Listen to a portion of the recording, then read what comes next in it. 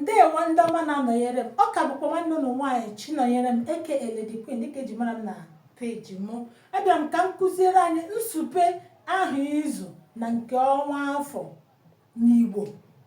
Nke na-ewere anyị ọnụ bụ nke bekee. Isi nwa okorobịa bụ nwa agbọghọbịa tozuru etozu, onye nwafọ Igbo tozuru etozu, si ya na o dere gị otu aha izu n'Igbo, ọ maghị ya. Nke were anyị aka ide bụ nke bekee: Monday, Tuesday, Wednesday, Thursday. Mana lotesha asụpụ ya n'Igbo: Monday, Tuesday, Wednesday, na-ahụ nsupe ya ma Thursday, hụ nsupe Thursday, Friday, Saturday na Sunday. Ị na-ahụ ya? Ndị a n'ebe a bụ nke asụsụ Igbo. Nke akwa nke bekee bụ nke aha anyị maara nke ọma. Ndị Hausa nwere otu ha si asụpe nke ha na Hausa. Yoruba nwere nke ha, mana nke a bụ nke ndị Igbo. Nke a bụ aha ọnwa afọ: Jenụwarị, Februarị, March, April, May, June, July, August, September, October, November na December.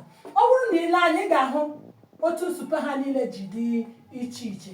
Ọ bụrụ na ịhụ ya ma ihe ndị a bụ otu esi na-asụpe aha ọnwa afọ n'Igbo.